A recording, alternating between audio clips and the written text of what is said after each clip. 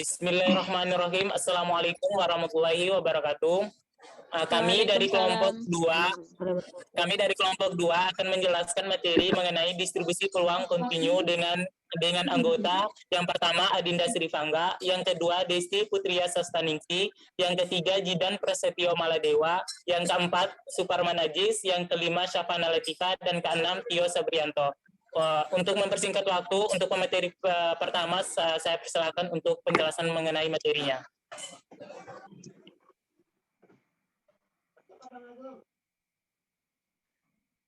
Distribusi seragam kontinu merupakan suatu variabel random discrete X dengan nilai X1, X2, X3 hingga Xn yang mempunyai peluang yang sama, kemudian dinyatakan berdistribusi uniform discrete jika fungsi peluang berbentuk fx sama dengan fx, n sama dengan 1/n untuk x adalah 1, 2, 3 hingga n. N menunjukkan jumlah kejadian atau objek. Next. Contoh soal, sebuah ruang konferensi dapat disewa untuk rapat yang lamanya tidak lebih dari 4 jam. Misal X adalah random variabel yang menyatakan waktu rapat yang mempunyai distribusi seragam. A. Tentukan probability density dari X. B. Tentukan peluang rapat berlangsung 3 jam lebih atau lebih. A sama dengan 0, B sama dengan 4, sehingga fx dalam kurung 1/4, 0 tidak lebih dari X tidak lebih dari 4, 0 X lainnya. Kemudian B 4 P X kurang dari 3 sama dengan 4 integral 3, 1/4 dx sama dengan 1/4 X sama dengan 4. 4/4 min 3/4 sama dengan 1/4.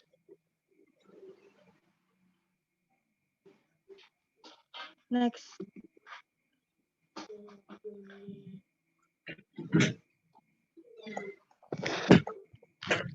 Distribusi normal merupakan suatu bentuk distribusi peluang dengan menggunakan pendekatan kurva normal yang merata.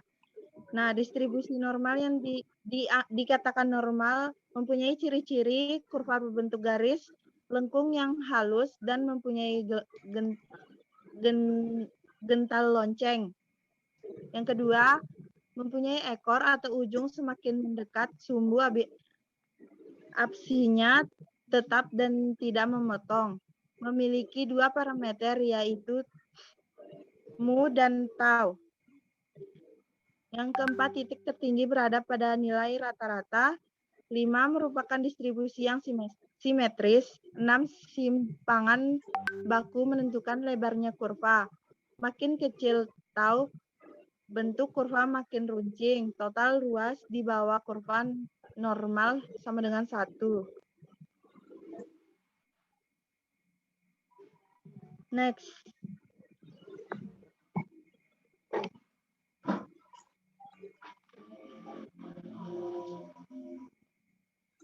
Sekian yang dapat saya sampaikan.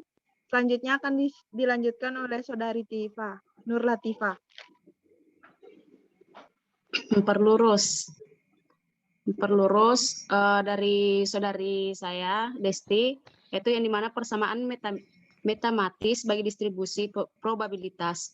Acak normal tergantung pada 2 parameter yaitu mu dan tau. Bila kedua nilai tersebut diketahui, maka kita dapat menggambarkan kurva normal tersebut dengan pasti. Yang dimana distribusi asimptotik, kurva akan selalu mendekati X, tapi tidak sampai menyentuh titik X-nya. Central limited theorem, yang dimana datanya akan terkumpul di titik tengah. Z sama dengan X kurang mean per tau. X tersendiri juga nilai data yang diamati, sedangkan M rata-rata dari data, tau data tersebut, Z nilai baku.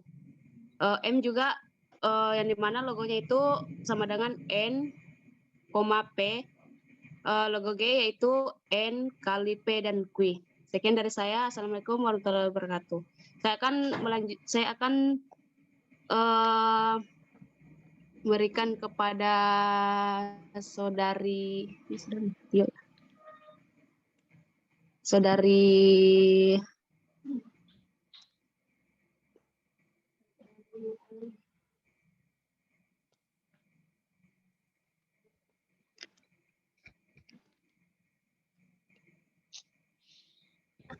Saudari Adinda Srivangga. Saudari Adinda Srivangga dipersilakan. Luas daerah di bawah kurva normal. Untuk memudahkan dikembangkan suatu cara untuk mentransformasikan setiap hasil pengamatan random variabel X menjadi random variabel normal Z dengan rataan 0 dan variasi 1, di mana nilai Z adalah angka yang menunjukkan penyimpangan suatu variabel acak, dan X dari min dalam satuan standar deviasi, di mana didapatkan rumus Z sama dengan X dikurang mu per tau. Letak kurvanya seperti pada gambar di samping dan persamaan umumnya di mana P dalam kurung X1 lebih besar daripada X, lebih kecil daripada X2, sama dengan integral X2 X1 N dalam kurung X tau X mu dan tau dx sama dengan 1 per tau 2V integral 2x E 1 per 2 dan seterusnya hingga berakhir di dx. Seperti pada persamaan umum kurvanya, di mana untuk mu tak di tengah dan di sebelah kirinya ada x1 dan sebelah kanannya ada x2. Contoh soal, dalam suatu ujian terdapat 300 siswa yang mengikuti ujian tersebut. Rata-rata dari hasil ujian yaitu 70 serta simpangan baku hasil ujian tersebut adalah 10. Jika data nilai hasil ujian siswa tersebut berdistribusi normal, maka berapa persen mahasiswa yang mendapat nilai A jika syarat untuk mendapatkan nilai A adalah nilai lebih dari 85. Dan di sini untuk menyelesaikannya adalah pertama, N diketahui mu ataupun min dari pernyataan soal tersebut adalah 70, yang dimana rata-ratanya A 70, dan taunya adalah 10. Di mana simpangan baku hasil ujian berupa 10. N adalah jumlah siswa yaitu sebanyak 300. X adalah nilai standar yaitu 85. Kemudian sesuai rumus yang disebutkan sebelumnya, kita akan menentukan Z, di mana Z X lebih besar dari 85. Z dalam kurung X lebih besar dari 85 sama dengan 1 dikurang Z X lebih kecil dari 85. Kemudian akan dihitung lebih dahulu nilai Z dalam kurung X lebih besar dari lebih kecil dari 85. Z 85 per 70 per 100 itu didapat dari rumus sebelumnya, yang dimana 85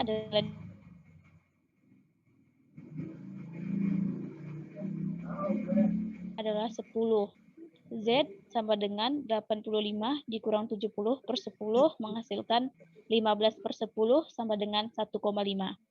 Nilai Z untuk 1,5 adalah 0,9332.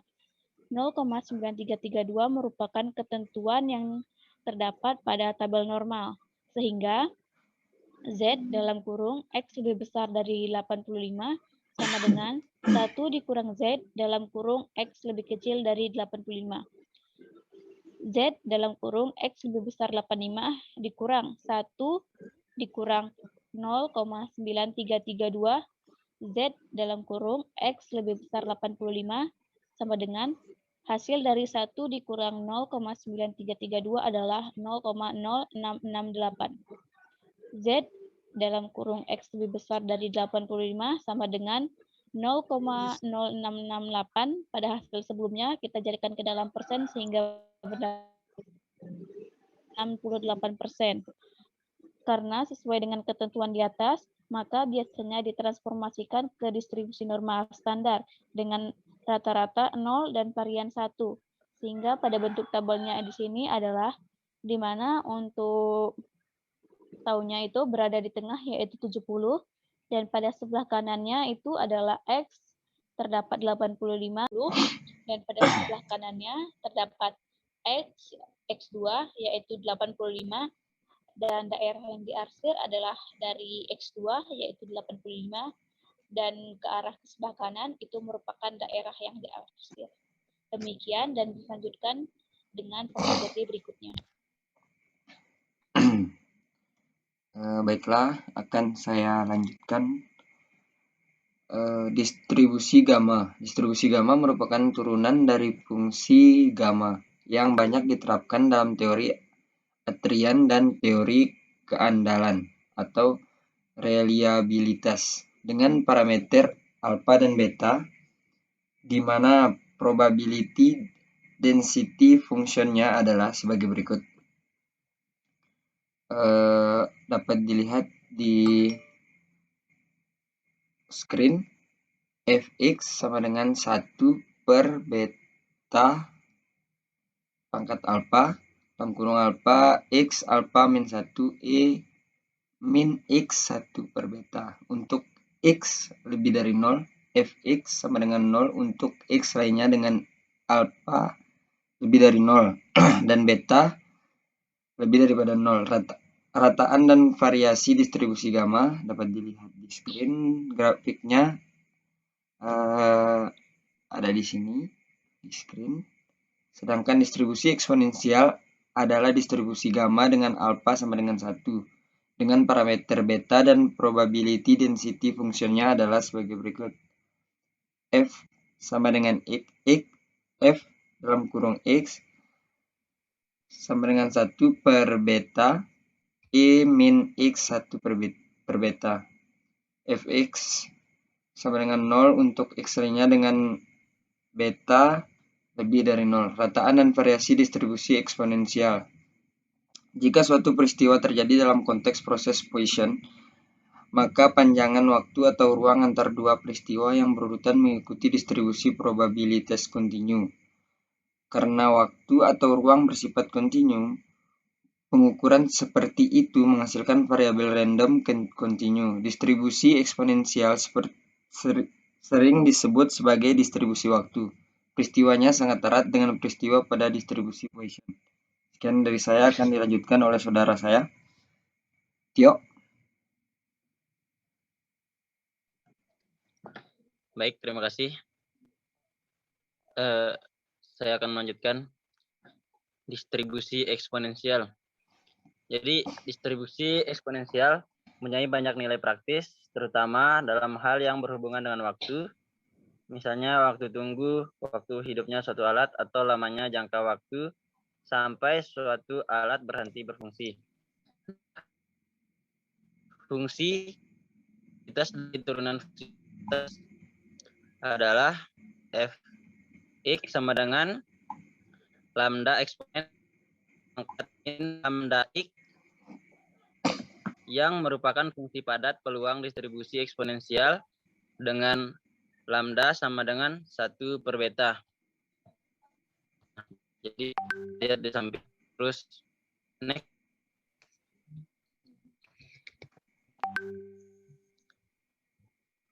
Nah, adapun pelanggan distribusi Poisson dengan rata-rata 3,2 pelanggan per 30 menit. Nah, jadi ada yang pertama beberapa menit waktu rata-rata antar kedatangan pelanggan di restoran tersebut. Terus yang kedua, probabilitas bahwa kedatangan pelanggan ada selang 1 jam atau kurang. Terus yang terakhir ada probabilitas 2 pelanggan dengan selang waktu 15 menit atau lebih. Sekian dari saya, akan dilanjutkan oleh saudara saya.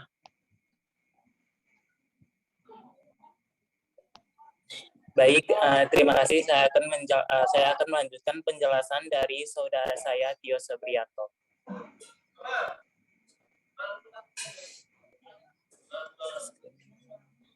Sorry, jaringanku bermasalah. Aku share lagi deh.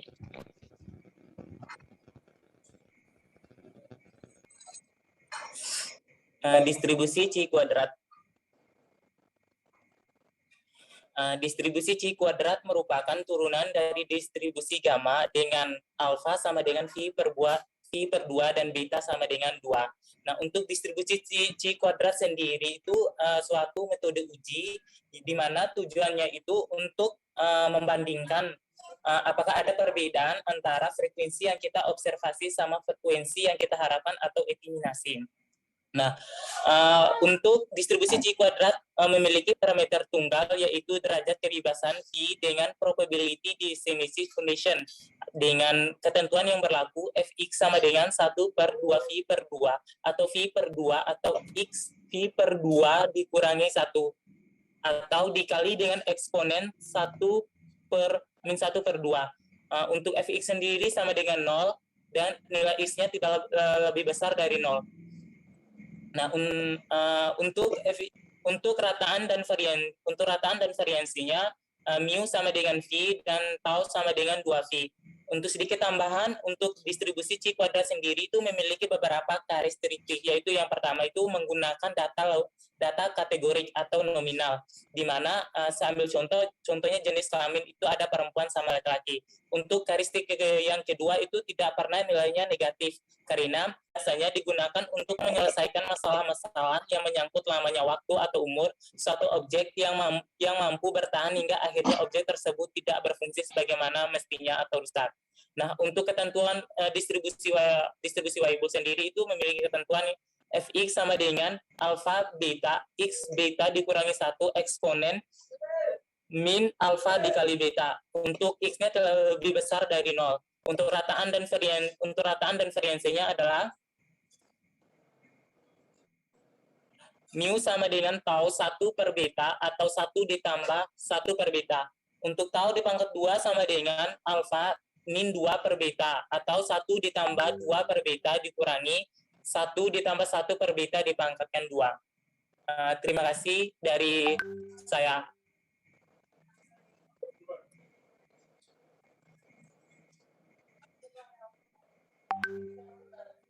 Terima kasih dari kelompok kami. Saya selaku moderator mengucapkan mohon maaf, mungkin ada beberapa kendala dari kelompok kami. Sekian dari kelompok kami. Wassalamualaikum warahmatullahi wabarakatuh.